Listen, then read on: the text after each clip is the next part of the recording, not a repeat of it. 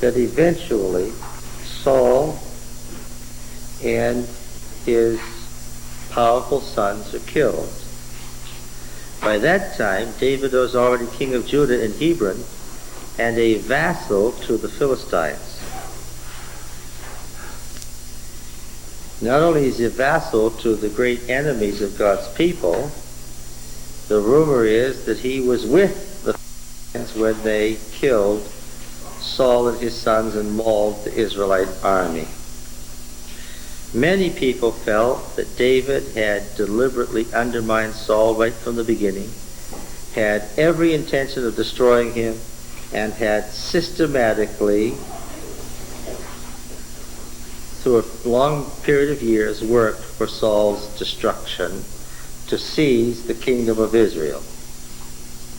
Now that Saul had only the weak Eshbaal and Abner to lead the northern kingdom, David had his eyes on the throne of Israel. But, as you can well imagine, the elders of Israel were not racing to Hebron to make David king. This Judean opportunist, who had sided with their ancient enemy, the Philistines, and fought on their side against Israel, was not about to be made king of Israel. For 5.5 years, the elders of Israel sided with the weak Eshbaal and held out against David. But the time came when they finally came and made David king of Israel also. Before that could be done, the questions had to be answered about David. Very, very serious questions were raised in the minds of the people about David. What kind of a person he was, whether he was trustworthy, whether he was a faithful servant of Saul, whether in fact he had driven Saul crazy, stolen Saul's wife, stolen the hearts of Saul's children, surrounded Saul by political marriages, sided with Saul against his one powerful enemy, and led a great army in behalf of that enemy against Saul. In order to answer those questions, a document was created called the History of David's Rise, or the Apologia of David. That's what we are reading.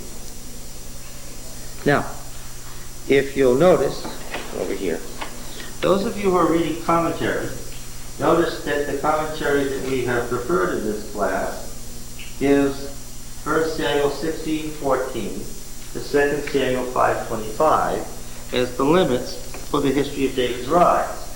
Now, if you read 1 Samuel 16:14, you'll see that's the point that begins, "Now the Spirit of Yahweh departed from Saul, and an evil spirit from Yahweh tormented him."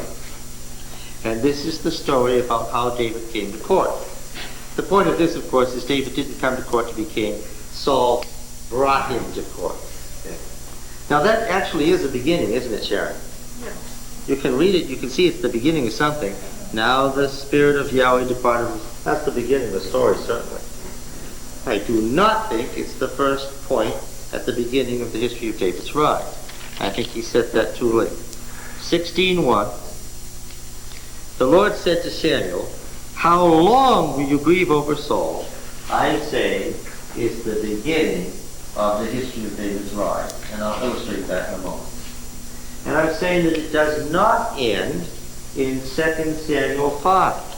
I'm saying that it includes all of 2 Samuel 6, which is the story of how David brought the ark to Jerusalem. Now, the reason that I'm saying that it's in 2 Samuel 6 is some of the chief characters, especially one very significant member of the house of Saul, is all through 2 Samuel 6.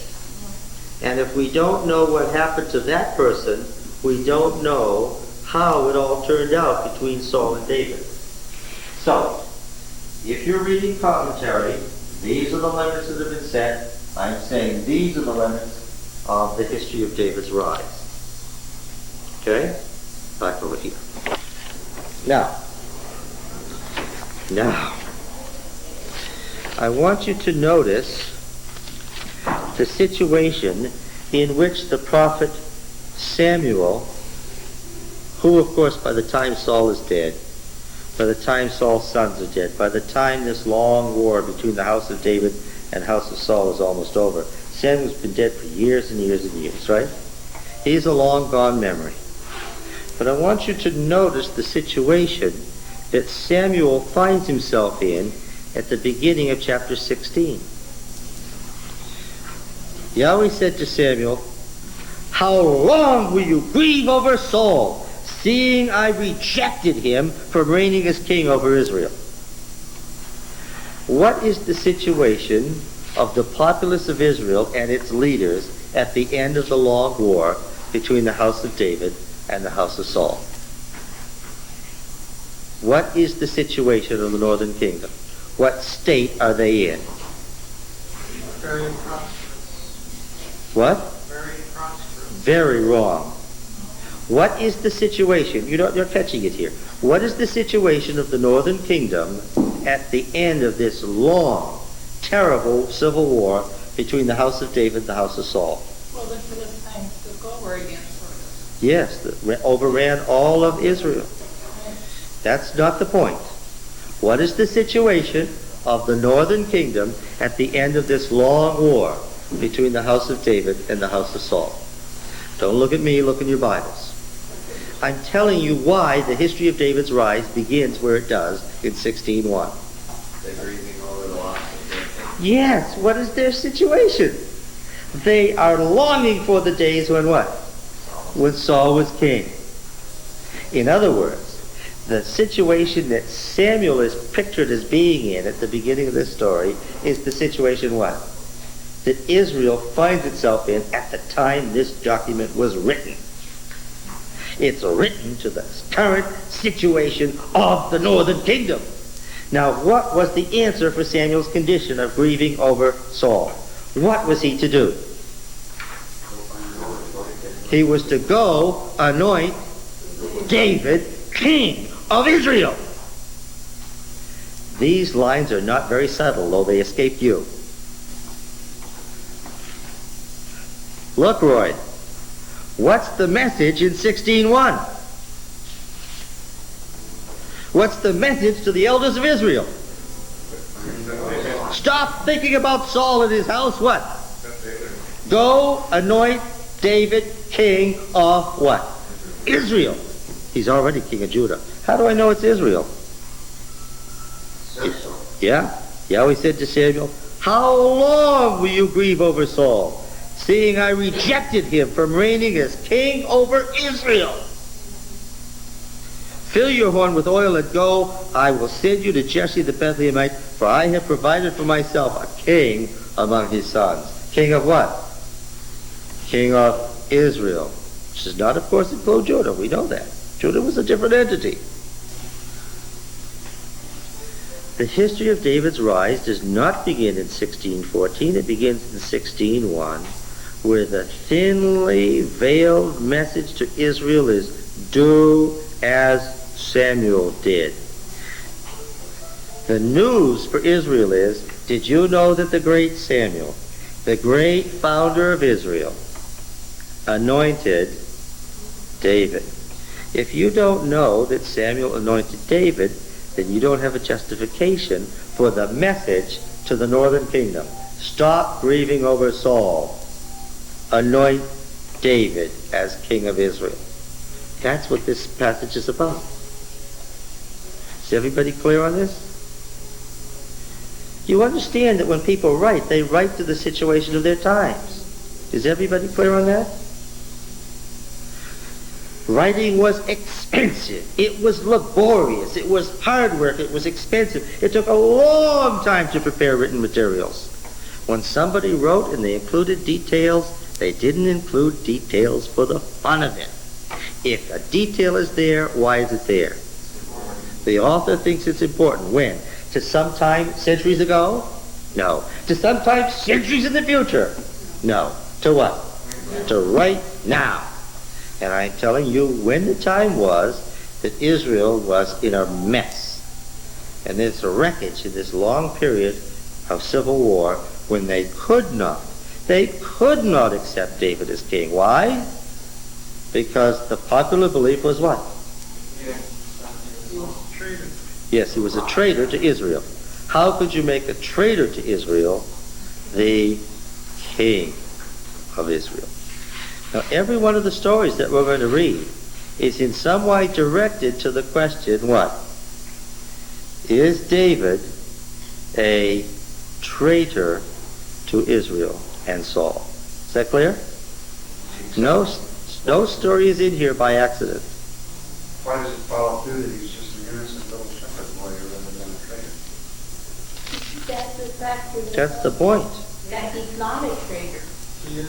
Did David come to Saul thinking, I will destroy him? No. David came to Saul how? No, he wouldn't. Saul heard about him and what? Brought him to the court. And when he got there, Saul loved him, technical term, and sent a message to Jesse saying what? He's not coming home. I'm keeping him. Saul made him armor bearer. When it says that Saul loved him, we're going to find this is in the first of a series of people who love him. Saul, Jonathan, Michael, Mirah, Ahinoam. In other words, every member of Saul's family loved and promoted David. What do you say? David still carried out actions that destroyed Saul. But he couldn't help that. Why? Saul forced him into it. Yes. And why did Saul force him into it? Because the Spirit of the Lord departed from Saul and was with David. Therefore, when David does things that lead to Saul's destruction, what? Yes. He's only doing what God wants. In fact, I was going to say, I mean, wasn't David supposed to kill Saul? If he would have done it right away, wouldn't he have saved a lot of trouble? Yeah, well, she asked this question. If David had just killed Saul at one of these times when only the two of them are together, wouldn't it have saved a lot of trouble? Of course, the prophetic norm later on is, if you anoint another king, what's the king supposed to do? Or kill the one who's the other one, the one that's been rejected. Go kill the one that's been rejected. When? 20 years from now? No. Would they have been disappointed if Jehu had said, oh, okay, I'm glad to know that I'm king of Israel. I'll get to it. Let me go back and serve my Lord the King for the next 20 years. I'll get around to it eventually. Was that what they wanted? Was that what Elisha wanted? No. Yeah. What did Jehu do? How? He drove like what? Like Jehu. Yes. Yeah. All right. God wanted Saul dead. Why did he kill himself? He did. He did. David was waiting. Then why are we saying that David wasted time?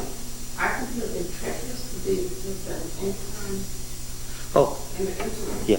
See, God did kill Saul. How? By doing what? Well, he was a suicide. Yes, I understand that. But how did that happen? He didn't kill himself just for the fun of it. How did that happen? Sent an evil spirit on him. So that he was no longer with him. So that he wasn't winning against the Philistines anymore. So he finally came to the place where on the final do-or-die battle, he knew what? He knew what? Yeah, they was going to lose. And David was not there to save him. Well, we don't know that. See, that's the big issue that this writer of History of David's Rise must tell us. Was David leading that army on the other side or not? See? The Bible said he wasn't. It said the king of the Philistines wanted David, and the elders said, no, I still don't trust him yet. That was it. Oh, we're coming to that. That's the issue that History of David's Rise was written to. The author understands, of course, that if David, did David have a little army or a big army? He had 600 picked troops. What's that? That's a big army. You understand that the lords of the Philistines came to Achish, the king of Gath, and Gath was then reigning over the rest of the Philistine cities, that the reason that they came to Achish, king of Gath, and said, don't let this fellow fight, was their grave concern that if in the midst of battle David turned his army on them, what would happen? They would be destroyed, and they knew it. You see, all David really had to do was to stay there and do what?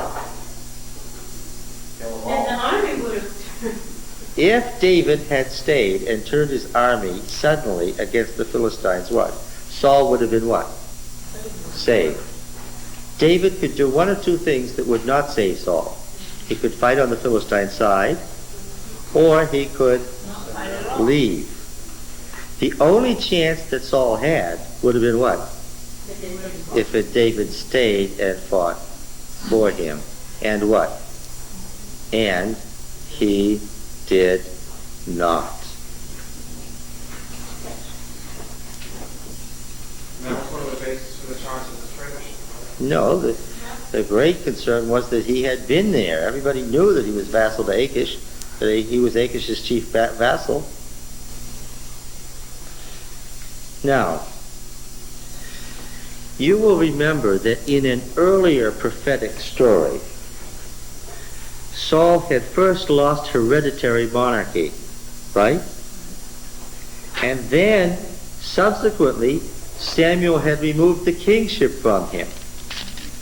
Samuel said, the Lord has rejected you from being king over Israel and chosen a neighbor of yours who's better than you. Now, do you think those are words that Saul would have forgot, or that he would have brooded on and that would have stung him severely? Do you think he ever forgot those words? The Lord has chosen a neighbor of yours who's better than you and rejected you from reigning as king? Saul doubtless was on the lookout at that point for what? He began to feel that somebody was after him. Right? Now, I mentioned this saying before. Just because you're paranoid doesn't mean they're not out to get you. Right? Saul had this feeling that somebody was coming. Was he right or wrong? He was right. Now, Saul has the feeling eventually that this person is David. And he figures that he can save himself by doing what? By killing David. We already have him in chapter 19, verse 1. Saul spoke to Jonathan and to all his servants that they should kill David. He's serious about this. He is serious. What does he want? He wants David dead. Does he know? Yes, he knows. It says in the preceding verse, and the preceding verse is verse 28. But when Saul saw and knew that Yahweh was with David, you understand what that means, what that implies? And that all Israel loved him, Saul was still more afraid of Achish, king of Gath. Is that what it says? No. Afraid of David. Because he knew that David what? Was the one who was the neighbor who would dispossess him. Now, But that's not, something happened that caused him to be convicted, convinced beyond the shadow of a doubt that it was David. Something happened. First of all, over in chapter 16, It says in 21, and Saul loved him greatly, and he became his armor bearer, and sent to Jesse, saying, he's not coming back. Then we have the story of the war between the Philistines. Well, Saul, this here between Soko and Ezekiel. This, if you read Land of the Bible carefully, if you looked at the map, you know that this was the current border between Israel and Philistia.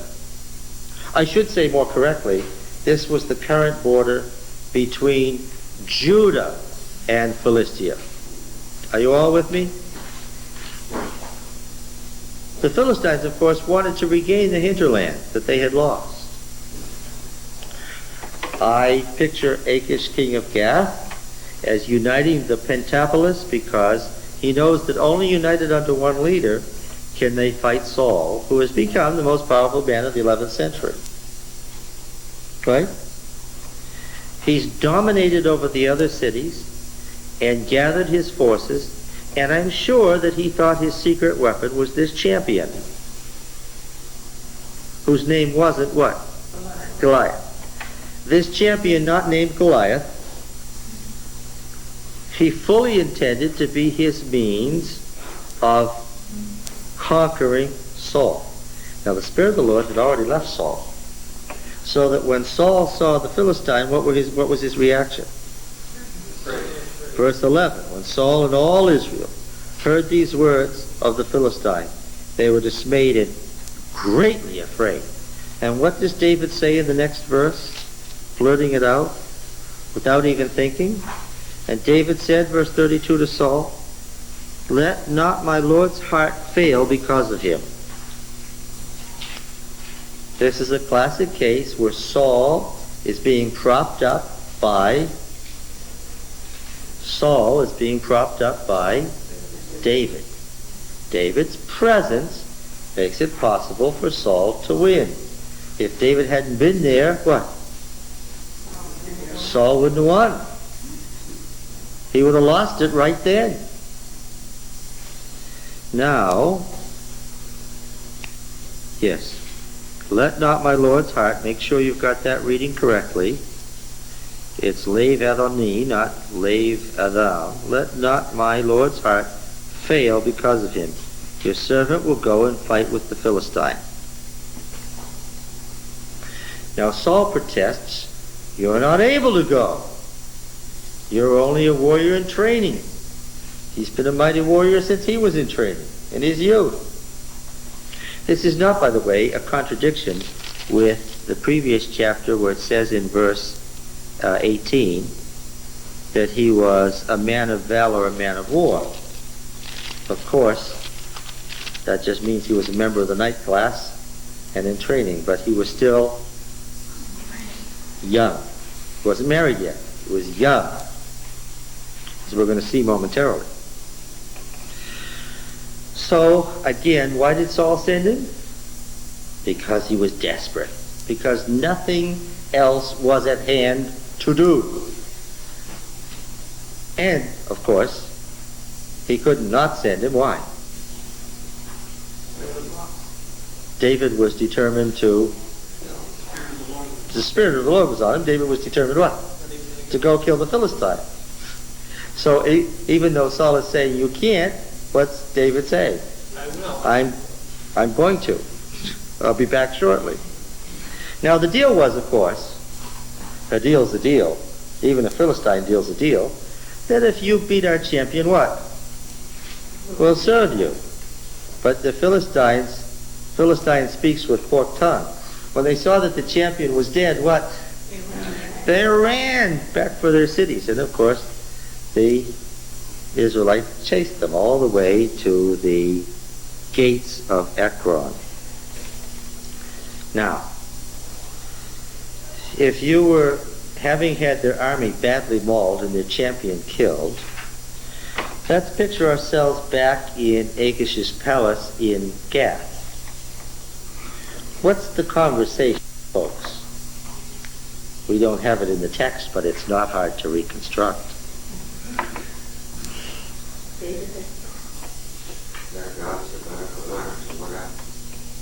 That's part of the concern.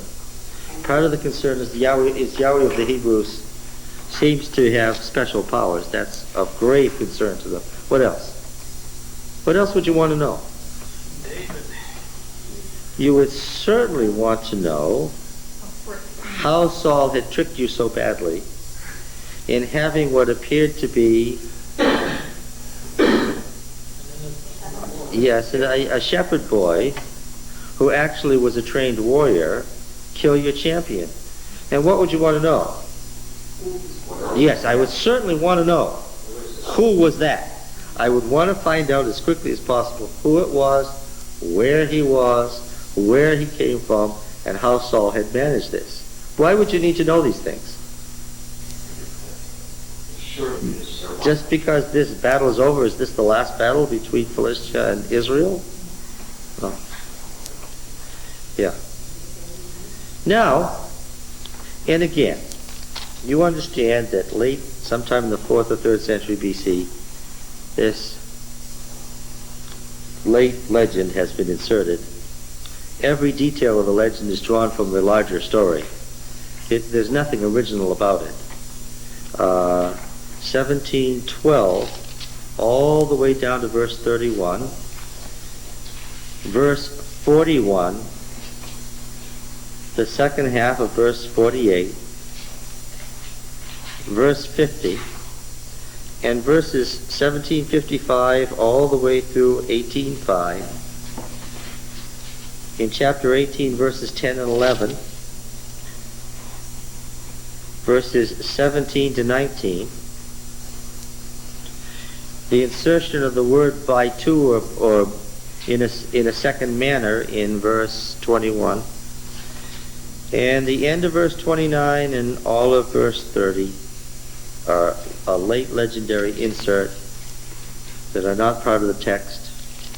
They found themselves their way into the text and found themselves in the Masoretic text. All right. Now, we had at the end, verse 52, the men of Israel and Judah rose with a shout and pursued the Philistines as far as Gath and the gates of Ekron, so that the wounded Philistines fell on the way from Sha'araim as far as Gath and Ekron. And the Israelites came back from chasing the Philistines, and they plundered their camp. See, that's equally disastrous. Not only has the army been mauled, but what? All that fine Mycenaean weaponry has what? Fallen into Israelite hands. And David took the head of the Philistine and brought it to Jerusalem. The author is running ahead of himself here. Jerusalem was still called Jebus and was still in the hands of the Jebusites, was still one of those Canaanite enclaves in the midst of Israel. It sat about halfway between Gibeah and Bethlehem. She went down the road from Gibeah, moving south toward Bethlehem, about halfway there. What do you mean? This great walled fortress of the Jebusites. Okay? And so the author's running way ahead of his story. But in any case, we find out that the head of the champion ends up where? Eventually in Jerusalem. He put the armor in his tent. Of course, he has a tent because he's Saul's armor bearer. He kept the head as a trophy forever. I'm sure that in later days, one could go what? Go look at the head of the Philistine whom David had killed. I'm sure that it was still there to be seen at the time the Deuteronomic historian put this all together. There was a... Is this on one? It is? There was a... at the Battle of the Boyne, where the British won over the Irish, there was an Irish Catholic leader who was put to death by the English and decapitated. Later on, he was beatified and made a saint. And you know how saints have pieces of their bodies as relics. In this case, they kept the head. And it's quite a thrill there when you go into the cathedral and if you haven't been warned, there, built right into the altar, is the head. Well, this happened in the 1750s. 200 years later, the head is still there to be seen. And it's a little case that can be brought out, and on feast days it's carried about from place to place in the city. So, yeah, so the head of Goliath was... I'm just gonna hopelessly forget this. The head of the champion. Goliath was somebody else, as we know, who was killed by one of David's mighty men later on. The head of the Philistine champion was there to be seen. Now, the next verse after this statement that he put the armor in his tent is verse 6. And it has an editorial double beginning because these verses, when they were inserted, caused an editorial beginning. As they were coming home, which is a duplicate of when David returned. Okay? And the original, of course, is when David returned. He's the subject here. The subject has switched from Saul to David. When David returned from slaying the Philistine, still consistently the Philistine, the women came out of all the cities of Israel singing and dancing to meet King Saul with timbrels. Exodus 15, you remember this? Exodus 15, they crossed the Reed Sea in the night. And what happened the next morning? Yes. Verse 20, Exodus 15:20. Then Miriam the prophetess, the sister of Aaron, took a timbrel in her hand. Can you tell this is from a later time? I can. Why? No, that's not the key. What's in the text that tells you its age? The prophetess. Oh. It wasn't such a title. The sister of Aaron took a timbrel in her hand, and all the women went out after her with timbrels and dancing. And Miriam sang to them, "Sing to Yahweh, for he has triumphed gloriously. The horse and his rider is thrown in the sea," which I have pointed out times innumerable is the incipit or opening couplet of the Song of the Sea in chapter 15. She just didn't sing that couplet. She sang what? The whole song, obviously. You understand that. All right. Do you remember another occasion in Judges 11? I'm sure you do. Well, could none of you people remember who killed the 5 kings and put them in a cave this morning?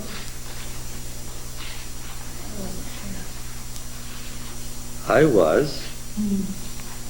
That was embarrassing. 3.5 years later, I want you to know more than those juniors know. Nobody could remember it was Joshua who killed the 5 kings and put them in the cave? He insisted that David had 7 brothers. Well, I was kind of kept my mouth shut about that. I couldn't. Since somebody gave the correct answer about the second Enoch, I had to point out that there were 2 Enochs. One in Genesis 4 and the other Genesis 5.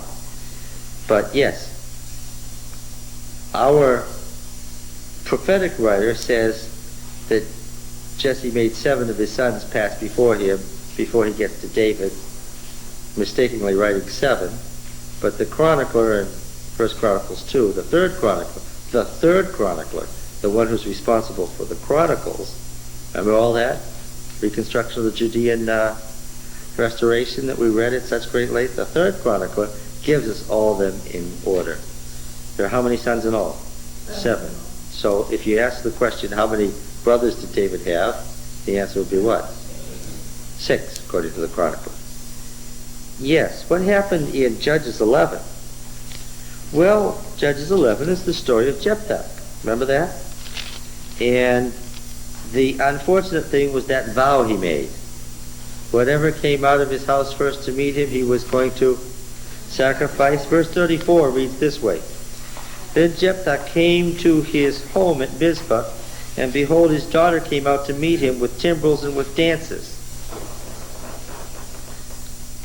I'm sure she wasn't doing this alone, but unfortunately she was leading the group, so she was the first one out. So, but anyway, it's a chorus. Right? So this is a normal thing in Israel, right? This is the way to meet the way to greet the victorious army. Miriam is pictured as coming out with the women of Israel on the return of the men of Israel. Same thing here with Jephthah and his army comes. Here they come to meet King Saul with timbrels, with joy, and with sistrums. And the women sang to one another as they made merry this couplet. They probably sang a song, of which this is what? The opening 2 lines. Saul has slain his thousands, and David his 10,000s. Now,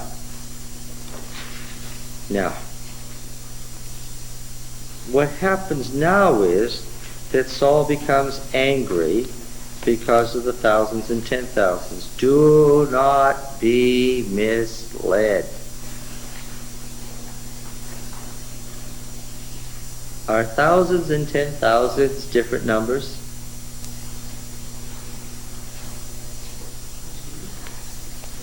Are thousands and 10,000s different numbers?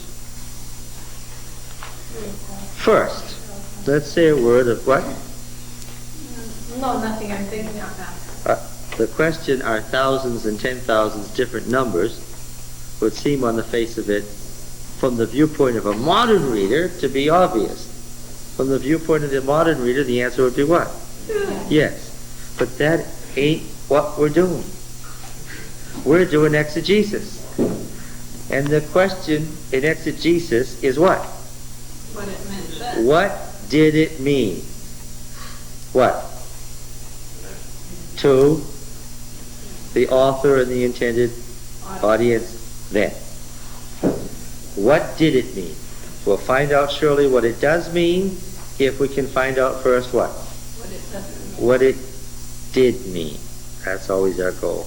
And every so often we founder upon one of these things where we think we know what it means. Right? Because after all, the Old Testament was written in plain English. And we can read it here and see that one line says thousands and that's Saul's line. And the other line says 10,000s and that's David's line. And so no wonder Saul was mad. It ain't so. It ain't so. First of all, you've heard of the Ugaritic texts, haven't you? Anybody ever heard of Ugarit? This Canaanite city that was destroyed in the 14th century BC, way back at the beginning of the period of Judges, but had all these texts that went back at least 1,000 years. And here was all this stuff written in North Canaanite. Now Hebrew's just South Canaanite. Here was all this stuff written in the same language, and what did they find? They found all these stories with all these figures, just like the ones in the Old Testament, and all these words and phrases and passages, and sometimes whole songs to Baal, with Baal's name struck out and Yahweh struck in, sitting in our Bible. Psalms that don't make much sense sitting alone in our Bible, but make great sense when you know the story of Baal. Now, all of these disturbing images, like the snake and crushing its head and bruising your heel and resurrection on the 3rd day, lift up your heads and all that stuff. Why, the Bible quotes word for word.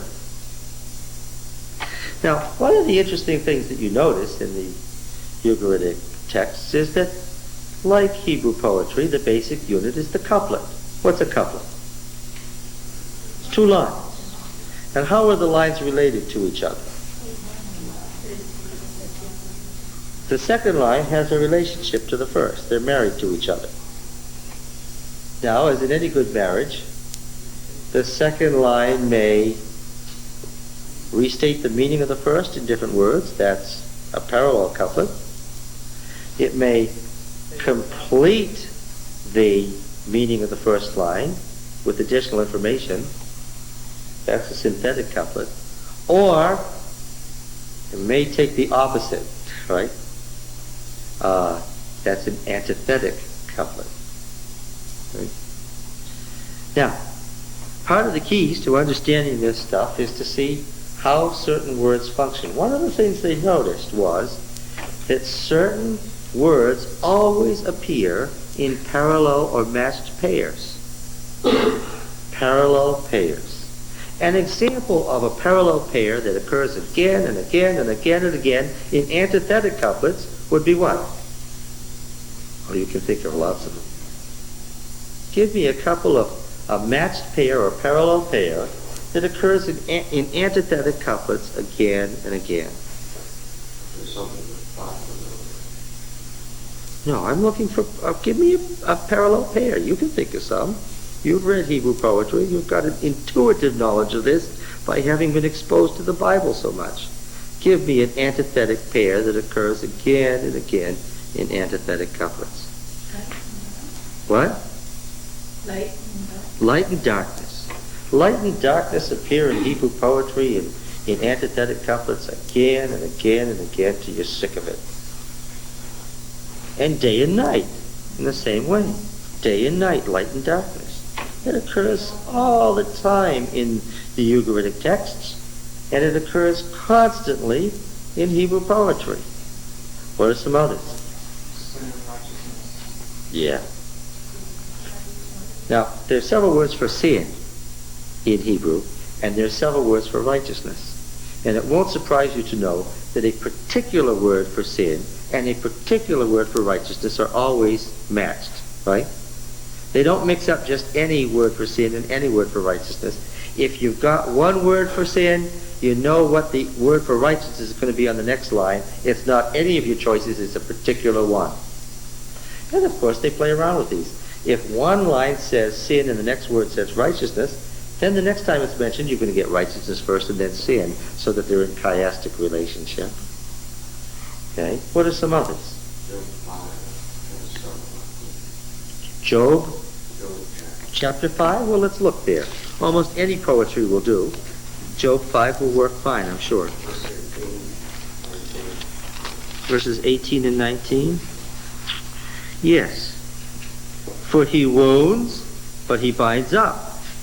He smites, but his hands heal. Do you see wound and smite as parallel? Do you see binding up and healing as parallel? These are parallel couplets. The next verse is a verse that we're going to read momentarily about numbers. He will deliver you from 6 troubles. In 7 there shall no evil touch you. We're going to find out that x and x plus 1 are always parallel or equal. Yes. X and x plus 1. Now to us, x and x plus 1 are not equal. Right? They just aren't. But in Semitic poetry, the news is what? X and x plus 1 are parallel. That's the way it is. We'll look at a lot of examples. All right. Yeah, so Job 5 is a good example. Let's read Deuteronomy 32, verse 30. Deuteronomy 32, 30.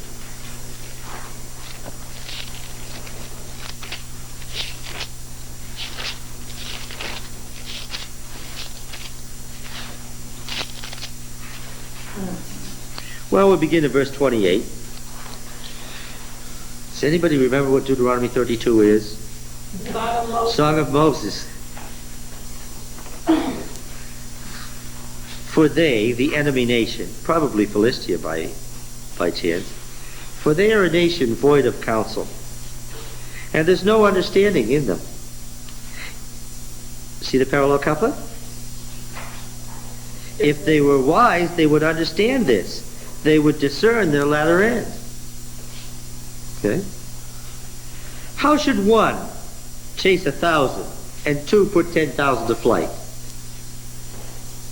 Now I warn you, this is a parallel couplet. In this line, what is the equivalent of 1,000? 10,000. 10,000. And 2 is equivalent to 1. Why is 2 equivalent to 1? Because x and x plus 1 are equal. They are parallel members, and 1,000 and 10,000 are parallel members. If what I'm saying is true, what's Saul's beef? What's his problem? I'll tell you in a minute. Don't assume you know. Okay? 33, Deuteronomy 33:17. This is about the tribe of Joseph. This is the testament of Moses. And this is about Joseph. And if you'll remember, Joseph has two parts. His firstling bull has majesty, and his horns are the horns of a wild ox. With them he shall push the nations, all of them to the ends of the earth. Parallel couplets. Such are the 10,000s of Ephraim, and such are the thousands of Manasseh. Did the poet intend to insult Manasseh? No! These are parallel. He intends not to insult Manasseh.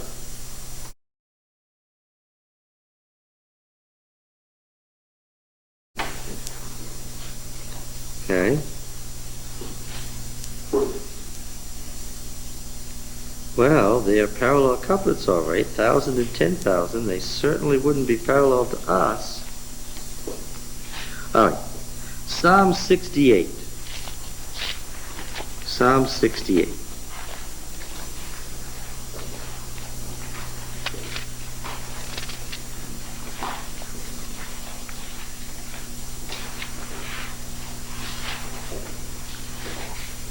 Let's read about some cosmic mountains in verse 15.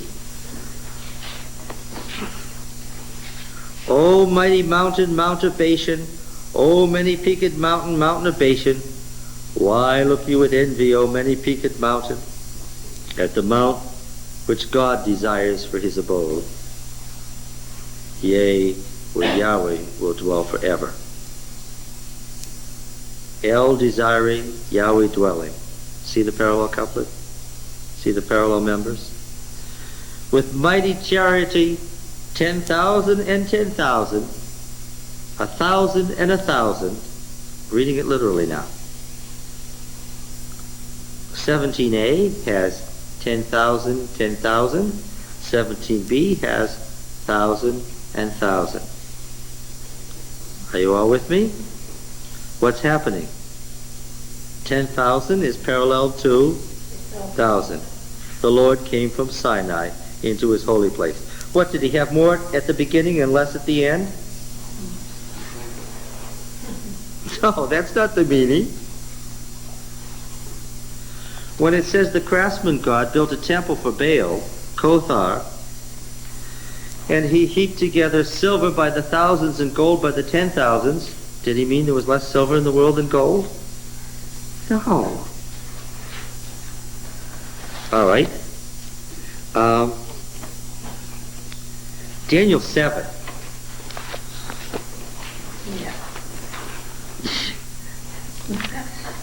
Yes. Do you remember the day I asked you which was the divine name, Son of Man or Son of God? And you all said the divine name was Son of God and the human name was Son of Man. And we came to Daniel 7 and found out what? The divine name is Son of Man. Yes, well, here's the description of verse 9. Thrones were placed. One ancient of days took his seat. His raiment white as snow, the hair of his head like pure wool. See the parallelism? His throne fiery flames, its wheels burning fire.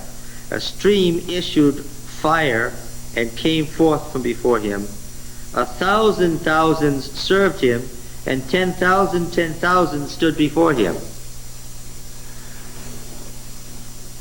Did he get more servants later? No. What? It's simple parallelism. What is parallel? What terms are parallel? 1,000 and 10,000. Micah 6. Micah 6. Micah 6 is that beautiful passage where he's denouncing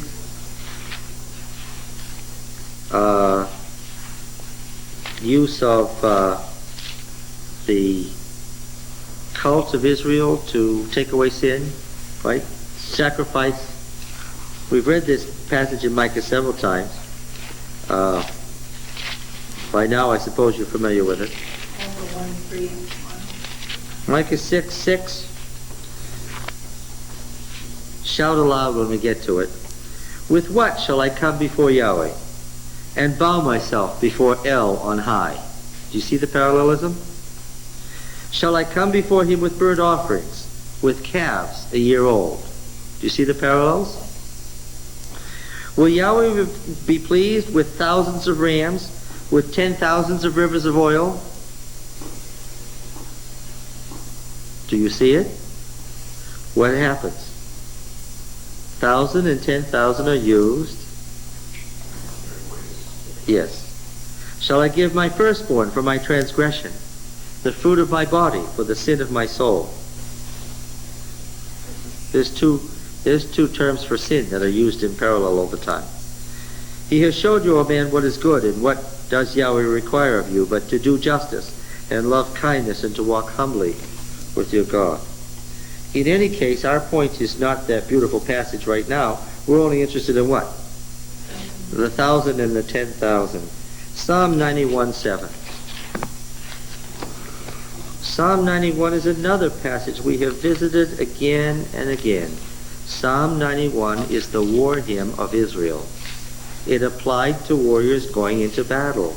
That's why Mrs. White says that it applies with a special force during the time of trouble. It's the war hymn of Israel. It's God's protecting his soldiers during the battle. Do you get it? Yep. It's not a promise for every day. What happens to Psalm 91 when the truck runs me over and kills me? No application. That's right. But of course, that's the question that happens all the time. Now then, he who dwells in the shelter of the Most High, who abides in the shadow of the Almighty. See those parallels? Will say to Yahweh, my refuge and my fortress, my El in whom I trust. For he will deliver you from the snare of the fowler and from the deadly pestilence. He will cover you with his pinions, and under his wings you will find refuge. You will not fear the terror of the night, or the arrow that flies by day. While terror and arrow are parallel, night and day are an antithetic matched pair. No, the pestilence that stalks it in darkness, or the destruction that waits at noonday. See the darkness and the noon? 1,000 shall fall at your side and 10,000 at your right hand. So are more people falling at my right hand than at my side? There's only 1,000 here, but there's 10,000 over here. Is that what it means? No, that would be to reduce it to absurdity, right? What is it? It's a parallel way of saying the same thing. Is everybody clear on this? I'm sure it wasn't 20, 30 years ago. Just the way it was done. I understand. That's why I'm going so slow. That's why I'm making an obvious point, stringing it way out. 7a and b are parallel lines. They mean the same thing. One is not greater than the other. 1,000 will fall at your side, 10,000 at your right hand, but it will not come near you. In this case, we have not a couplet but a triplet, with a synthetic part of the third line, but it won't come near you. Okay. What is Saul's beef?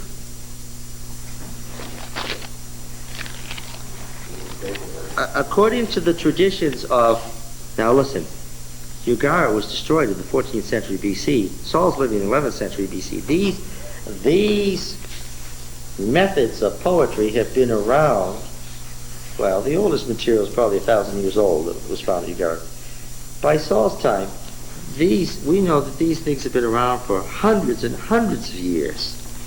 For 1,000 years, these are the conventions of Semitic poetry. Is Saul just really dumb?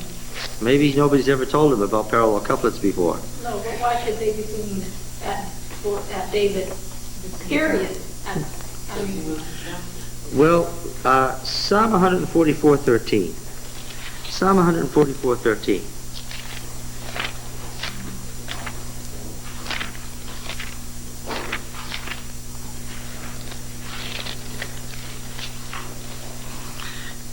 May our garners be full, providing all manner of store.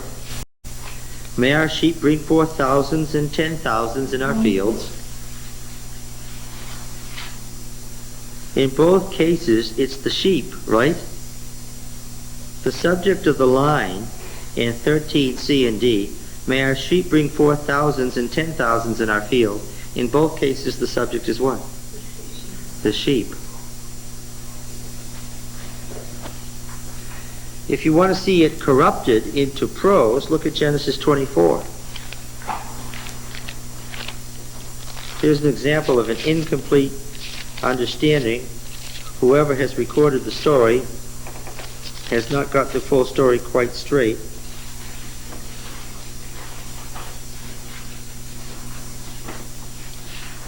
Uh, 60, is it? 2460? How did you find that? Huh? Oh, it's written in poetic lines there. Oh, it's written in poetic lines. That's too easy. Mine isn't. Verse 59. Rebecca's going away. Nobody knew that Rebecca was the first person kissed in the Bible. I was really an embarrassment this morning, people. So they sent away Rebekah their sister and her nurse, and Abraham's servant and his man, and they blessed Rebekah and said to her, Our sister, be mother of thousands, of 10,000s, and may your descendants possess the gate of those who hate them. It probably said something like this: Our sister, be mother of thousands, be the ancestress of 10,000s, may your descendants possess the gate of their enemies who hate them. It probably said something like that. But in any case, once upon a time it was a blessing that was in parallel couplets, and what was parallel? Thousands and 10,000s. Okay? All right. What's the key? What's Saul's problem? What? Yeah. The key in these lines is not the thousands and the 10,000s at the end of the verse. You're looking at the end of the line. That's not the key. That's not what flashes it to Saul's mind clearly. It's not the thousands and the 10,000s. These are parallel couplets. In all the examples that I have given you, the subject in the first line is equivalent to the subject in the second line. Sometimes the word isn't even repeated, like it was the sheep that were bearing thousands and 10,000s. Look at the couplet. It's not the thousands and 10,000s that has Saul crazy. What is it? Saul has, David has. If Saul is king of Israel, and David is equated to him, he's equal. And David is equated as his parallel equal member. It's tantamount to saying that David is what? Is king of Israel. And of course, what do we already know? David is king of Israel. What do you do with the A then? Oh, Saul was very angry. He was saying, displeased to be said, they have ascribed to David the 10,000s, to me they ascribe the thousands. By the way, the prose properly enunciates the method. The first number is without a the, and the second member is with the. If you could read it in Hebrew, but to me they have ascribed the thousands. And also, the author has been very coy. He makes sure you get it. In the poetry, what are the numbers, Roy? What are the numbers in the poetry? Look at it. What are they?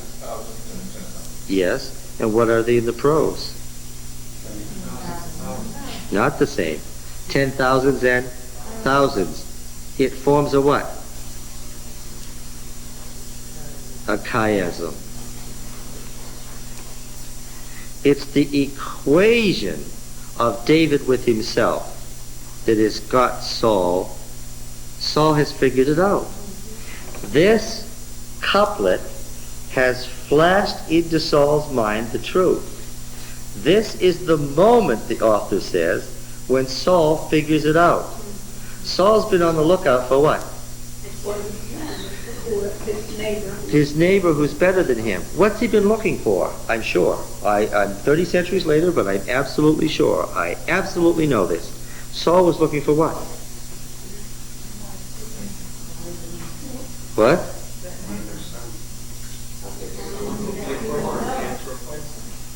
So what kind of a person was he looking for? Someone tall and big like himself. Someone tall and big, another king. He was looking for another great, powerful man. Perhaps one of the warlords of Israel or one of the warlords of Judah. What he hadn't noticed at first, it was right under his nose, but he hadn't noticed it, was what?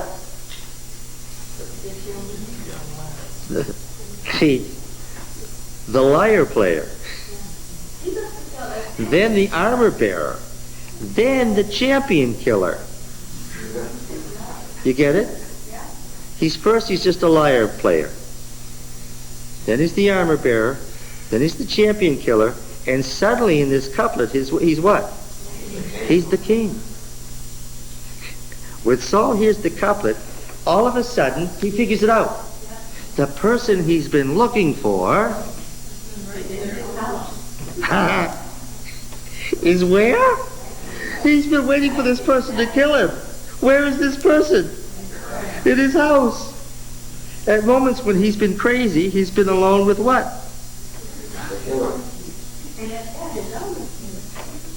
His armor bearer, whose business it is to do what? To protect his life. Was this good news? See, if at this moment David would have killed Saul, then Israel wouldn't have been upset. No, you don't understand. Saul gets it. The people intuit it, but it's not clear to them yet. What?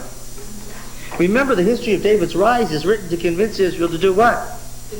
To make David king. They don't get it. But the author of History of David's Rise, being coy, says what? Saul got it right away. That was the problem. You people don't get it. Saul knew right away that David was going to be king of Israel. It's you people that aren't getting it. And so, what does it say? It says, what more can he have but the kingdom? Saul eyed David from that day on. Saul was afraid of David because Yahweh was with him, but had departed from Saul. Is Saul nuts? Now, that is usually how he's pictured, right? Is Saul nuts? No. What? See, look. It's clear to me now. Saul figured that when he found out who this person was, what? He'd kill him. By the time he figures out who this person is, Saul removed him from his presence and made him commander of a contingent. And he went out and came in before the people. See, this is a technical term, to go out and come in before. He made him captain of one little contingent. But that's not what the phrase, he went out and came in before the army means. The here means army. What does that phrase mean? He was the commander of what? The army. How did he start out at the beginning of the sentence, captain of a contingent, and end up at the end of the sentence, commander of the army? How'd that happen? Saul's problem is what? He's on to David, but too late. What? The people love him. Now Saul would like to kill him, but what? Saul has always said, Saul insisted to Samuel that he listened to what his army told him. Right? Saul knows his army is the key to his power. Now, remember when he wanted to kill Jonathan? Who was at that time his successor? But what? The army told him, Jonathan's not going to die today. And Saul knew if he tried it, what? He'd be the one to go. Now Saul has a real problem. Do you understand this? He figures it out, but he figures it out after the Philistine champion has been beheaded, right? When he was playing the lyre, if he only could have known then, it'd have been okay, but what? Now look. And David had success in all his undertakings, for Yahweh was with him. When Saul saw that he had great success, he stood in awe of him. Saul's a person in great trouble here, right? Saul, of course, could just say, folks, I've been thinking, it's time for me to retire. I nominate David. That's one way he could have died of old age. Why didn't he just do that?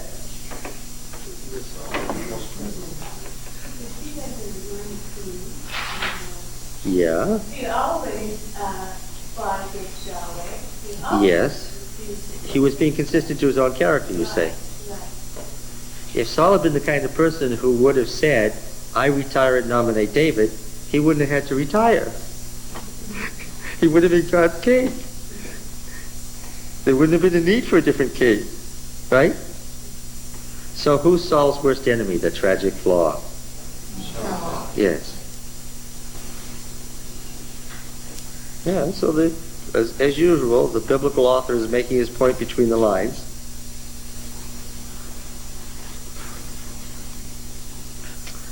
When Saul saw that he had great success, he stood in awe of him. But all Israel and Judah, this is even more of greater concern, as David's a Judean, loved David. Now this is technical language, we said before. What's a vassal supposed to do to his overlord? In the language of diplomacy, he's supposed to love him. What's the overlord supposed to do to the vassal? He's supposed to love him. For he went out and came in before them. All Israel and Judah. The author of History of David's Rise is subtle, but he's not that subtle. What's he doing? He's picturing a time when all Israel and Judah loved David because he went in and out before them. And what are you supposed to read? And wouldn't it be nice, what? If it was that way today. Yeah. All right. Verse 20. Now Saul's daughter Michal loved David. Are you getting used to this by now? David's got charisma, which is the Greek word for spirit. And what happens when David's around? People what? People love him. Yes. Now Saul's daughter Michal loved David, and they told Saul, and the thing pleased him. What? Oh, not pleased him for the reason you would think. Saul thought, let me give her to him, that she may be a snare for him, and that the hand of the Philistines may be against him. Saul has an idea. Therefore Saul said to David, you shall be my son-in-law today. It says today. The good news for David is what? He's going to become the king's son-in-law. Today! Saul's determined on right away. Is this good news for the young man? Well, I think it would have been good news for Jesse.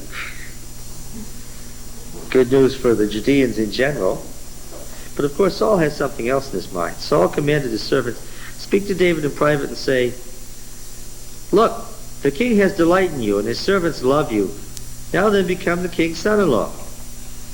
Saul's servants spoke those words in the ears of David. David said, does it seem to you a little thing to become king's son-in-law, seeing that I am a poor man and of no repute? He was neither poor nor of no repute. Isn't that true? Who was he? He was son of the...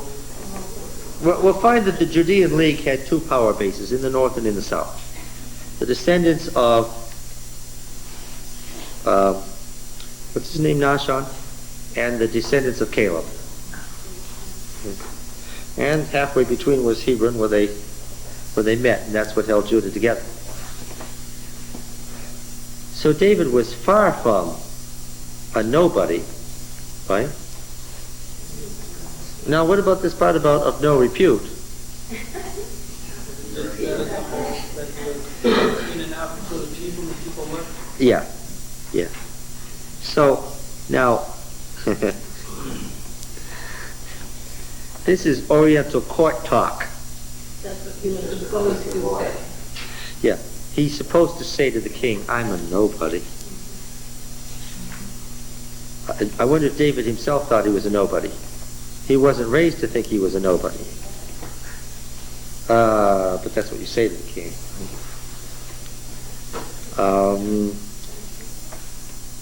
The last thing that Saul would want would be to let David into his family.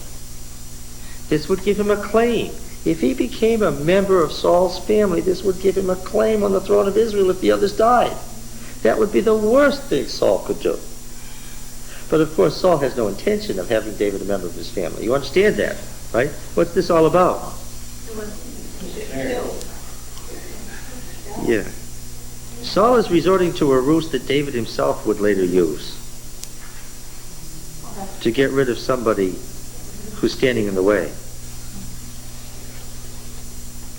Saul said, thus shall you say to David, the king desires no marriage present except 100 foreskins of the Philistines, that he may be avenged on his enemies.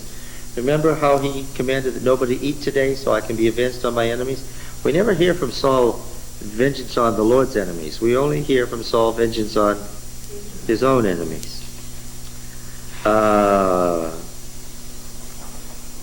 See, this is a bad joke. What do we describe the Philistines? They are a little different from the Semites and even the Egyptians. They're a little different. Why? They've come from Mycenaean Greece. They what? They don't, unlike everybody else, they don't what? They don't circumcise. And this was something of a scandal. They may have been the purveyors of culture, had beautiful palaces and knew how to write and had great weapons, but what? They were uncircumcised. And this was a scandal to the area they ended up. How have we found them referred to? The uncircumcised Philistines. Yeah. Now, of course, the Philistines knew that they were better than the Hebrews. They were the ones who had the great culture. But the Hebrews also knew what? That they were better than the Philistines, right? This is a classic example. He wants nothing but 100 foreskins. It's a bad joke. What are we going to do? We're going to circumcise the Philistines. How? By killing them. Yeah. 100 men. This harks back to the story of Samson. Do you remember? They wanted 30 full outfits of war gear. Right? So Samson went and got them. How did he get them? He went and killed 30 Philistine warriors to give the gear. So you can see where this is going. Saul thought to make David fall by the hand of the Philistines. When the servants told David these words, it pleased David well to be the king's son-in-law. It doesn't even occur to David what? That he might get That he might get killed. He says what? I'm going to be the king's son-in-law. This is a fast rise from liar player. Probably thought of the ease of fulfilling the anointing that he had. The catch is that the story of David's rise begins with this secret anointing. What the author of the history of David's rise wants people to know is, yes, you see him as ambitious. You see him as wickedly and viciously ambitious, as climbing over the back of Saul to the throne. But what you don't know is what? He was anointed to be king in place of Saul. Everything he did, he couldn't help. Why? That was his destiny. He knew he was supposed to be king. See how the defense is being made? God made him do it. All right. All right. David rose and went along with his men. This is the first use of this phrase, but warning. What? Whose men? His men. Well, it's already set up in verse 12 that he was commander. Yeah, but those were he was commander of a contingent of Saul's army. But now it's described as his men. And killed 100 of the Philistines, 200 as corruption, and brought their foreskins. 2 Samuel 3:14. He says he wants Michal because he paid for her with 100 foreskins of Philistines. He says that later. Gave them to the king that he might become the king's son-in-law. Well, now this was Saul's idea. This was Saul's inspiration. By intending to make his situation better in relation to David, what? He has now immeasurably worsened it. David has killed 100 Philistine warriors. What does that do to his reputation? He and his men. 100 men is an army. Do you understand that? And he's brought this ghastly present to the king. And now what does Saul have to do? Now he has to make him a member of his family. Well, Saul gave him his daughter Michal for a wife. That's the end of the story. You get the point of the story, don't you? This vastly worsens the situation. And she's going to appear again. She's the key to how the story of David's rise ends.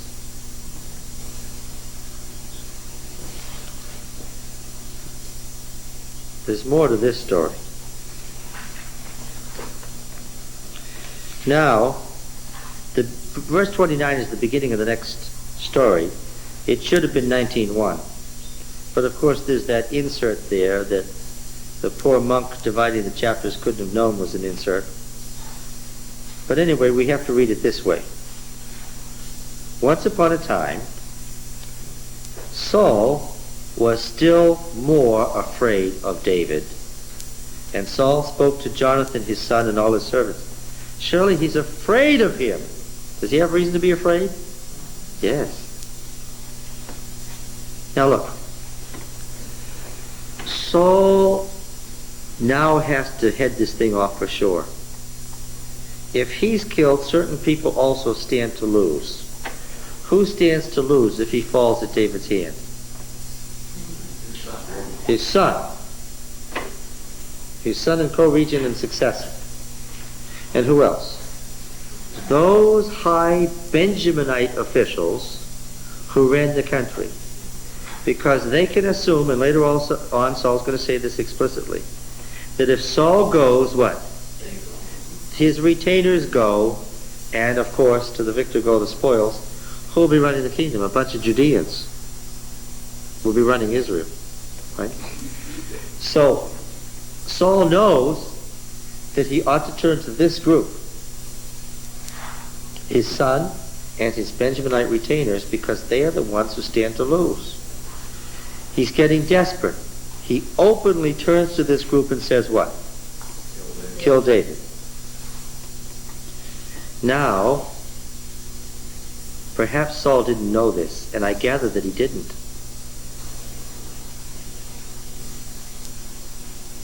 He's turned to Jonathan and his Benjaminite retainers to kill David. He's in for a terrible shock. There's something that he apparently didn't know. It's in the next line. But Jonathan, Saul's son, delighted much in David. Only when he reveals his plan to kill David and enlist Jonathan as his help and co-conspirator in the plan to murder David, does he find out something that apparently he never dreamed of. What's that?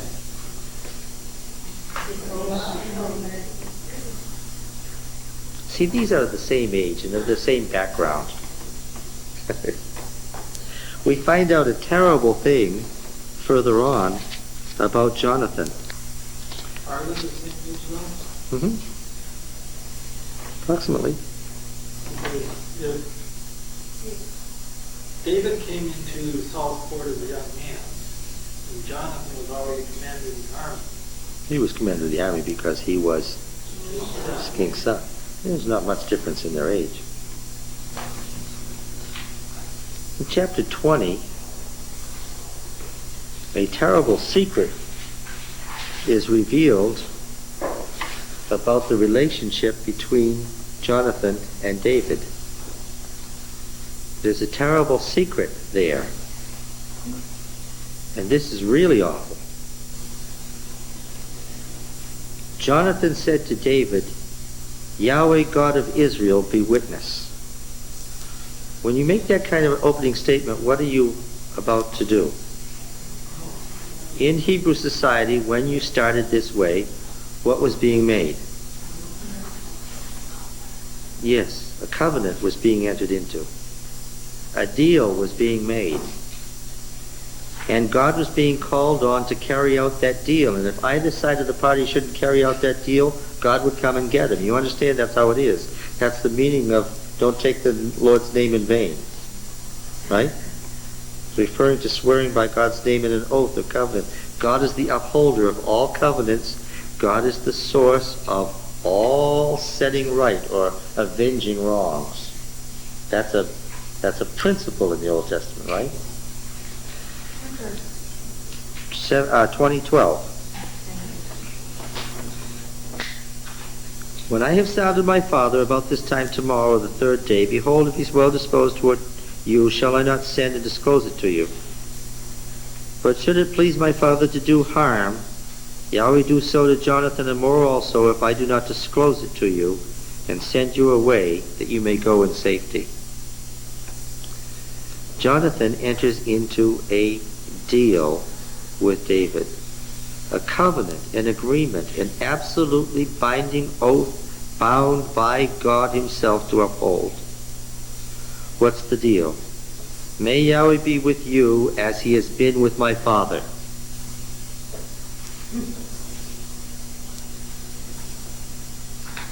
What does Jonathan plan for the future? He plans for David to be king.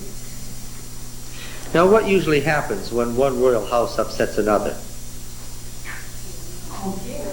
What do? You kill all the... Yes.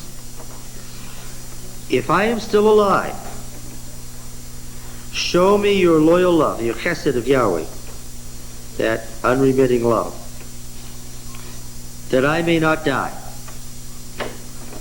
Jonathan is saying to David, you can kill my father and my brothers and the other members of my house, but if I protect you and keep you alive, then what? When you become king, your part of the deal is the same thing. What? You're going to protect and save me. Jonathan has entered into a secret covenant whereby he will keep David alive so that when David becomes king, he and his house will stay alive, even at the cost of his own family.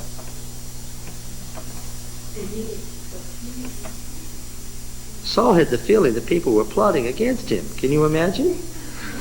No.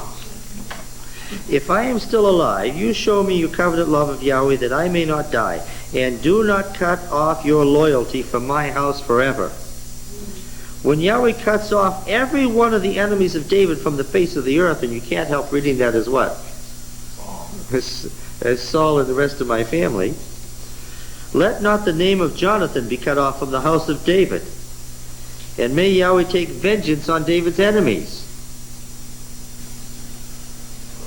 Who is that besides the Philistines? Saul's house. But he's not being unfaithful here. He decided himself to with God's view excellent? Oh, absolutely. But would you say that this was a little unfaithful to his father? But in doing that, Jonathan is still inheriting because he's going to be in a line with David. All right. In another place, he says, I'll stand next to you. He claims for himself the prime minister's role. But nevertheless, the deal is, I am taking this by sacrificing what? The kingship. And Jonathan made David swear, again, by his love for him, for he loved him as he loved his own soul. It's technical language. Look, a deal was struck between David and Jonathan that's absolute. And who's in trouble here? In 19:1, Saul spoke to Jonathan, his son, and all his servants that they should kill David. Saul doesn't know yet what? He doesn't begin to guess how far things are going against him, does he? No, of course not. Would if he have enlisted Jonathan's aid in killing David if he had begun to suspect what was really going on? And Jonathan told David, next verse, what's the one thing Saul wouldn't want this group to do? He's gone to Jonathan and his retainers and gathered them around to hatch a plot to kill David. And what happens? What's the next verse? Jonathan told David, Saul, my father, seeks to kill you. There was a spy in the Therefore, take heed to yourself. In the morning, stay in a secret place, stay and hide. I will go out and stand beside my father in the field. I will speak to my father about you. If I learn anything, I will tell you. And Jonathan spoke well of David. To speak well of is another technical term, is to promote somebody. To Saul his father, and said to him, let not the king sin against his servant David, because he has not sinned against you, because his deeds have been of good service to you. For he took his life in his hand when he slew the Philistine, and wrought a great victory for all Israel. You saw it and rejoiced. Why then will you sin against innocent blood by killing David without cause? Saul hearkened to the voice of Jonathan. Saul swore, as Yahweh lives, he shall not be put to death. Saul allowed himself, against one might say his better judgment, what? To be talked into what? Accepting David back. And of course, he's really blown it here in verse 6. This is the worst of all. Why? He has taken an oath by Yahweh, what? That he won't kill David. Now, if you remember what we said about oaths, what does that mean? He won't That means he'll never get to kill David. Once again, the author of History of David's Rise is saying, David did his thing, yes, but what? But Saul did his thing, yes. Why did Saul do that? Because he knew the unshackled doubt that David was trying to kill him. Wait a minute. We have a consistent picture from various sources about Saul. Saul is impetuous. Saul has a tendency to tell you what he's thinking and to move back and forth in his moods. These mood swings are one of the things that we have seen his servants considered a problem for him. He speaks. They're afraid he's going to undo his kingship by these mood swings. That's how David got there in the first place. He's all agog to kill David. Jonathan calms him down and repeats all the things, and he goes through one of his famous mood swings. Can you explain emotions by logic? I mean, really, Ed, do you believe that you can explain emotions by logic? No, certainly not. But this is a little bit more than, this is not a minor thing. He's going to kill him. David's going to kill him. To me, If somebody was going to eventually be your ruin, you wouldn't take an oath by Yahweh not to kill him?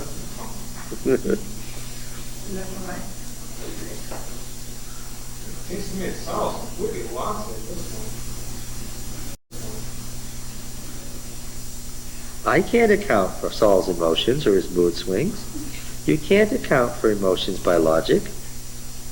He was just an impetuous person. We already know that. He was impetuous, but he also didn't want to accept the fact that he had been rejected either. No, this is probably... That's probably caused him a lot. Yeah, he could, maybe at this moment he's lying to himself that he's not in any danger from David. Even though a moment before he'd been afraid of him. And there was war again, and David went out and fought with the Philistines. Who's not fighting with the Philistines? And made a great slaughter among them, so that they fled before him. So was Saul happy? No, this sets off another one of his moves. Doesn't happen the next minute. Sometime later, a war with the Philistines begins again.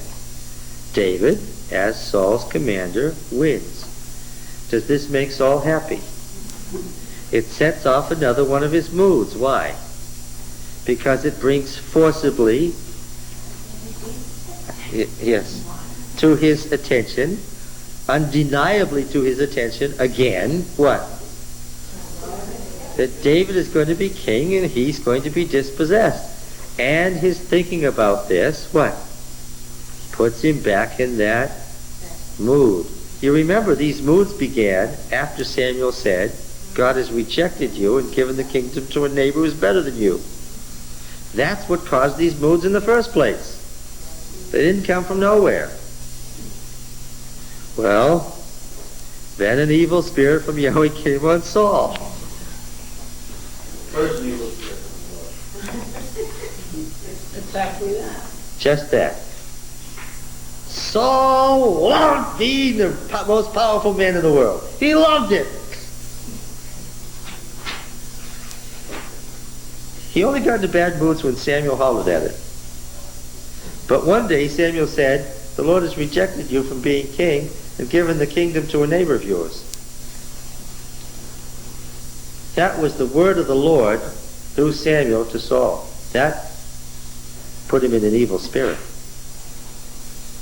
Every time he brooded on the fact that he lost the kingship and he was doomed, what happened?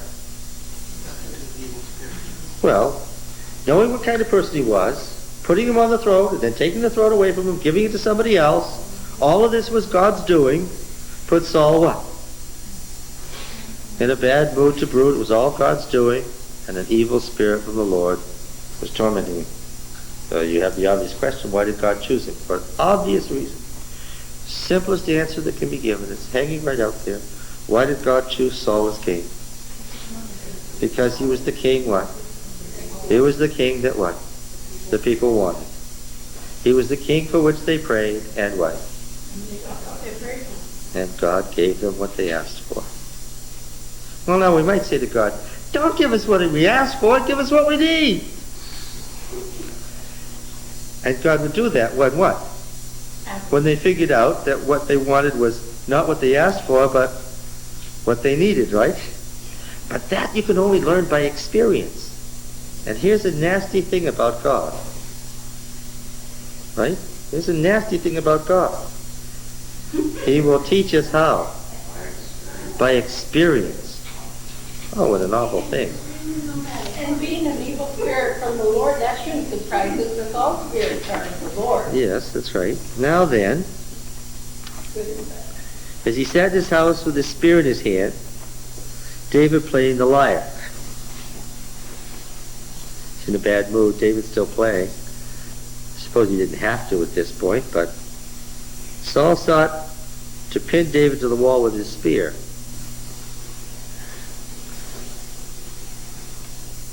But he eluded Saul so that he struck the spear into the wall, and David broke away and escaped. Well, we already know from what's said above that even if he was the best spearman in the world, what? Somehow his spear wasn't going to make contact with David in the right way. That night Saul sent messengers to David's house to watch him. What's he determined to do now? This has driven him into a real disastrous situation. He's going to kill David when? He's figured out what? If he's going to kill David, what? Now. He's got to do it when? Right now. Kill him in the morning. But Michal, David's wife, told him, now what? Now what?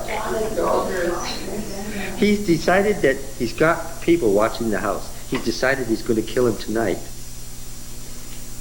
Stupid man. Stupid man. Who has he let know? Has he got it yet? What? Why would he trust his daughter? Hasn't he figured out by now what? So what does she do? She goes straight home and says to her husband, if you don't save your life tonight, tomorrow you'll be killed. Okay. So Michal let David down through the window. He fled and escaped. Michal took an image and laid it on a bed and put a net of goat's hair at its head, covered it with clothes. And Saul sent messengers to take David. She said he's sick. So they came back and told the king he's sick. He knows right away that that's a lie. So what does he say? Oh, sick. Then go get him and bring him up in the bed so I can kill him. Okay. He's really determined that he's going to do it for sure right now. So, but alas, when they get to bed, what do they find in it? A teraphim, a household image she's gotten her hands on, with this goat's hair net. Verse 17, Saul says to Michal in total exasperation, I'm sure, why have you deceived me thus and let my enemy go so that he's escaped? And Michal, nobody seems in the least bit hesitant to lie to Saul. Everybody's perfectly willing to lie to him when it comes to David. He said, let me go, why should I kill you? She lies. Oh, I had to let him go, he was going to kill me. She lies. Saul has this feeling, however, what? About people when they're talking to him. He has this feeling, what? That people are lying to him. Well, what do you think?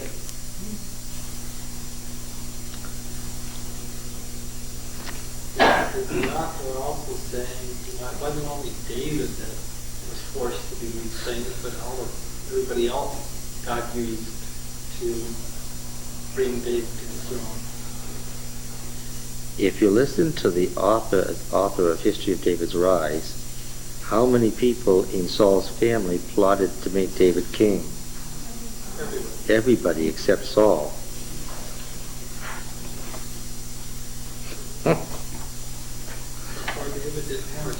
Yeah.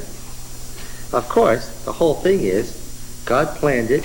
Everybody, no matter what happened, what? Was going to cooperate to make it happen one way or another. Yeah. Okay. Can you talk about the next 18 on a little bit? No, I don't want to go to 18 on yet.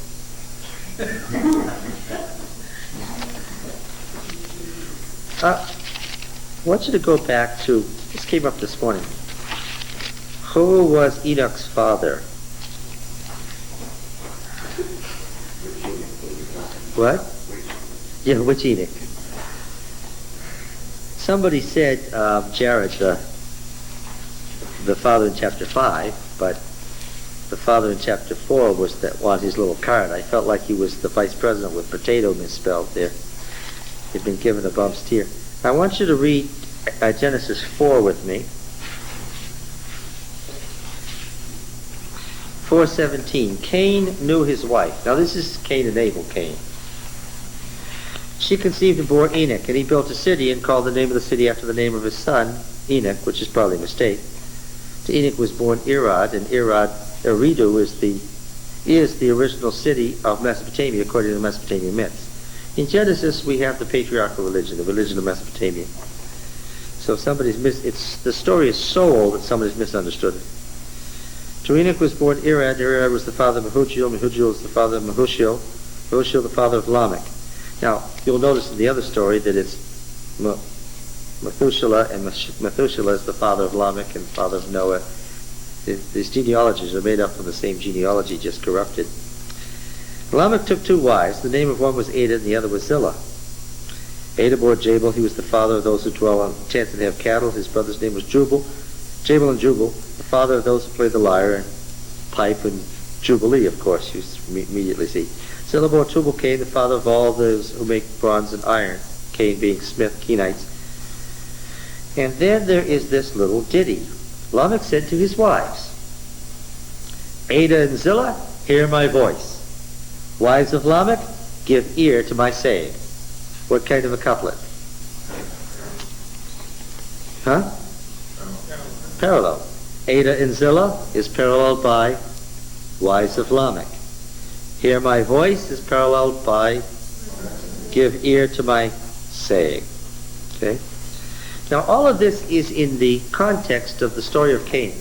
Remember, Cain was sent off to the land of Nod where he wandered forever, and then the mark was put on Cain, and he said, I'm going to be killed, I'm going to be killed. And the Lord said, verse 15, verse 15, Yahweh said to Cain, not so. If anyone slays Cain, vengeance shall be taken on him 7-fold. Okay? Remember that? All right. Now, Ada and Zillah, hear my voice. Wives of Lamech, give ear to my saying. For I have slain a man, Ish, for my wound.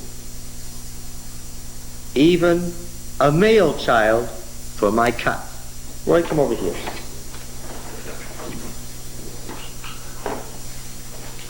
What? Oh, here's the red one. Here's the black one. I'm not supposed to play with these other black, but anyway. What should stand parallel to man in a normal matched pair? This word is Ish. Let's see, that would be Ish, like that in English. This word would be Ish, man.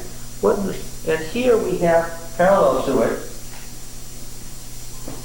Yeled, male child.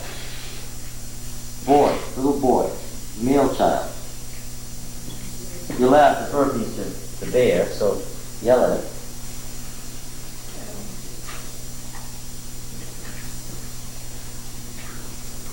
Is this a matched pair?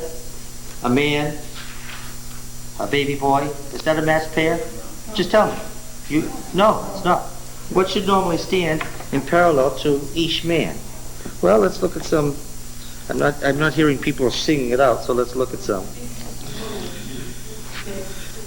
Numbers 23:19. 23:19, if I've read correctly. Numbers 23 is part of the oracles of Balaam. Does anybody remember that? I hope you do. I'll read in verse 18, 23:18. Rise, Balak, and hear. Hearken to me, O son of Zippor. Balak, son of Zippor, you see? God is not man, Ish, that he should lie, or a son of man that he should repent. Ben Adam. Ben Adam. What is it? Son of man. What's the normal parallel to Ish? Son of man. Ish, man, a husband, an adult male. Ben Adam, a human being. Those are the normal pair. Okay. Isaiah 52:14. Isaiah 52:14. Isaiah 52:14.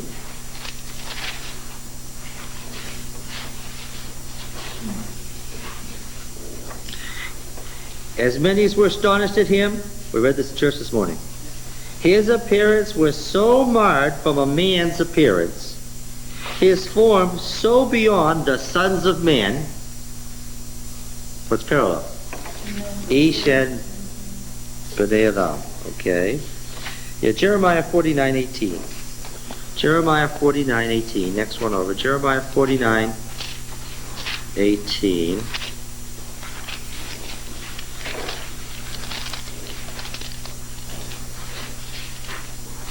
As when Sodom and Gomorrah and their neighbors' cities were overthrown, says Yahweh, no man he shall dwell there, no son of man shall sojourn in her. Verse 33 of the same chapter. Hazor shall become a haunt of jackals and everlasting waste. No man each shall dwell there, no son of man sojourn in her. Okay? What am I telling you by pointing this out? What's the normal parallel?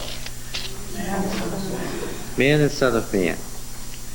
And on and on and on and on. I could quote you probably 100 more places where each man is paralleled by Ben Adam, human being, son of a humankind.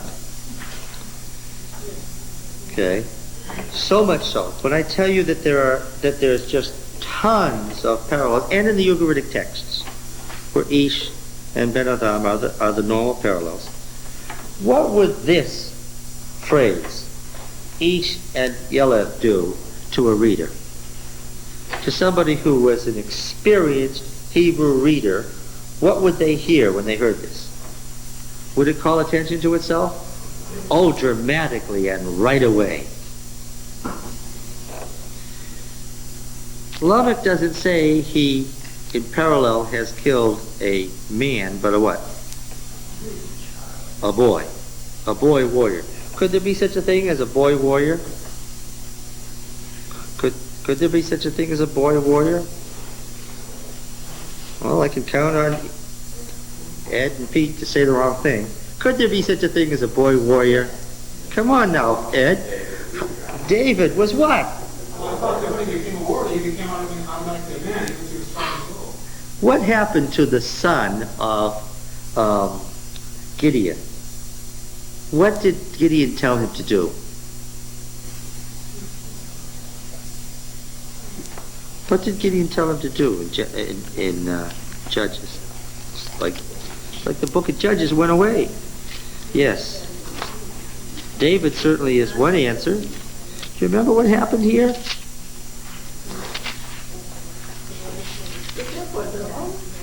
Where is that about Gideon?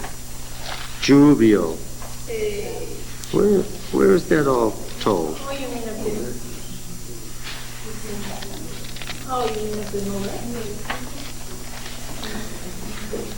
Judges 8, verse 18. Then he said to Zebah and Zalmunna, the 2 kings, remember, of the Midianites, where are the men whom you slew at Tabor? They answered, as you are, so were they, every one of them, the resemblance of the sons of a king. And he said, they were my brothers, the sons of my mother. As Yahweh lives, if you had saved them alive, I would not slay you. And he said to Jether, his firstborn, rise and slay them. But the boy did not draw his sword, for he was afraid, because he was still a child.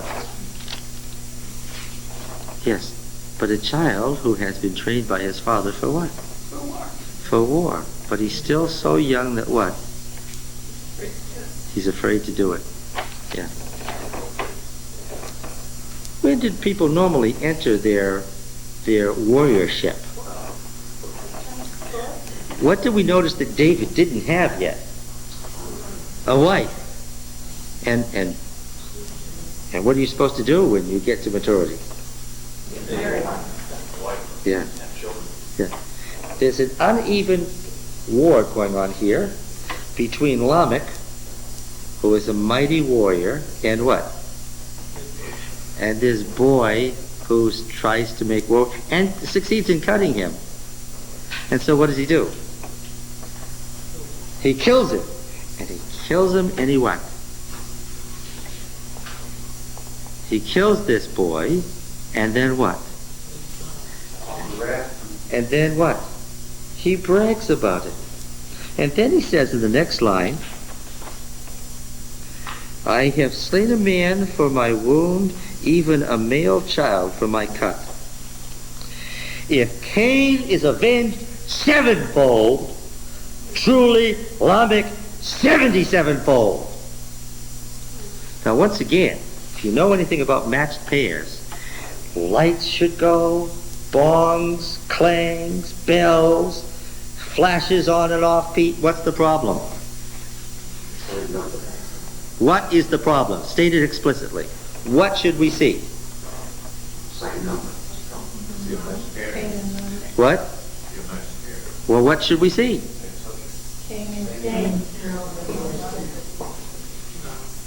What should we see? Of course, Cain and Lamech are being compared. They're the same line. He's the equivalent of Cain, but he's greater. What should we see? 70-fold. What did I say several times in this class was parallel to X? X? No, I didn't. X what? Plus 1. Amos chapter 1. Amos chapter 1.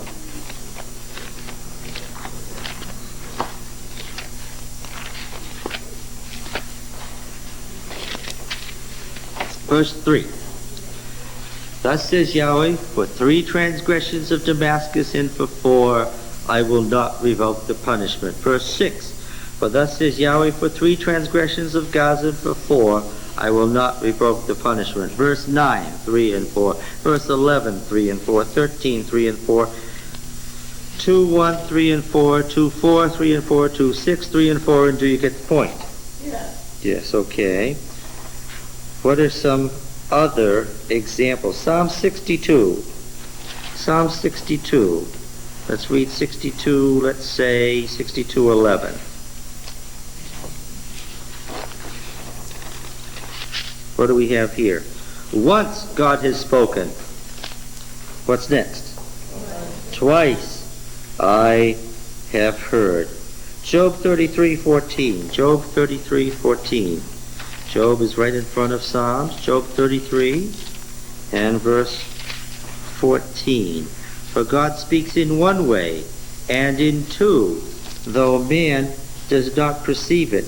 At the end, what does Job say about himself? Job 40, verse 5. I have spoken once, and I will not answer. Twice, but I will proceed no further.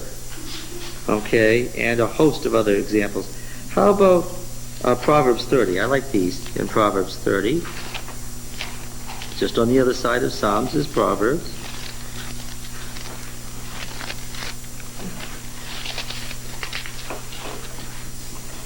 Proverbs 30, verse 15. The leech has 2 daughters. Give, give, they cry. 3 things are never satisfied. 4 never say enough. Verse 18. 3 things are too wonderful for me. 4 I do not understand. Verse 21. Under 3 things the earth trembles. Under 4 it cannot bear up. 29. 3 things are stately in their tread. 4 are stately in their stride. And so forth. Micah 5:5. Micah again. I like Micah. I can't wait till we get to Micah.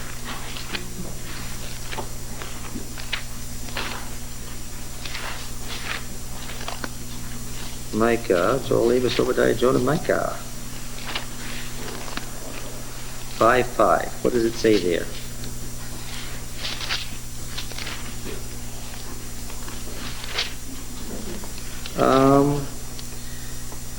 And this shall be peace when the Assyrian comes into our land and treads upon our soil. We shall raise against him 7 shepherds and 8 princes of men. How are shepherds parallel to princes? Shepherds are frequently, kings are frequently pictured as the shepherds of their country. 7 and 8. Oh, look at verse 7. The remnant of Jacob shall be in the midst of many peoples, like dew from Yahweh, like showers upon the rain, which tarry not for men, nor wait for the sons of men. Nashib and Meneatham. Yes. And so forth. Ad infinitum. I'm going to ask you again, Pete. What should we see in verse 24? It should be. Well, let Pete do it. Let Sharon, let Pete do it. What should we read in verse 24? Genesis 4:24.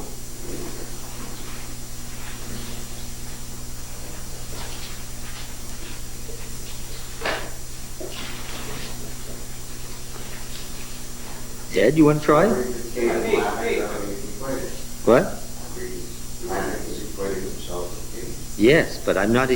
The whole point of this last 20 minutes has been numbers, not names. What should we read? Should be 8. Of course it should be 8. Don't say but. Stop right there. Now, if you are a Hebrew reader, And you are reading this. And you've already noticed the Ish Yeled odd comparison. That Lamech is proud of killing an unprepared, unmasked, unequal. Then what kind of an impression do you get when you read verse 24? If Cain is avenged sevenfold, truly Lamech 77-fold. What kind of a picture does that give you of this man? Huh? Very arrogant. Arrogant. That's not a word I would use, huh? Very bad evil. Bad evil? You think of more precise terms? Vicious, brutal, unrepentant. Vicious, brutal, cruel. What kind of a man is he? Ungodly. 77-fold. When you read that ditty and you came to that line, what would be your reaction? What should it be? It should be shocked that anybody would say such a thing. It should read what? 8. And instead it reads 77. Matthew 18.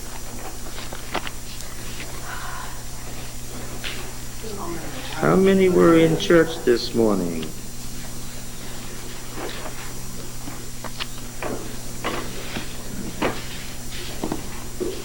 Matthew 18 in verse 21. Anybody in church this morning? Then Peter came up to him and said to him, Lord, how often shall my brother sin against me and I forgive him? This passage we've just been reading was a famous passage. It may not have been famous to you, but it was famous in the Old Testament. It was much discussed because it was so unusual, and they understood it, and they wouldn't have said Cain and Lamech. They would have said 77? This was much discussed by the rabbis, Pete. Now, as many as 7 times? Jesus said to him, I do not say to you 7 times, but 77 times.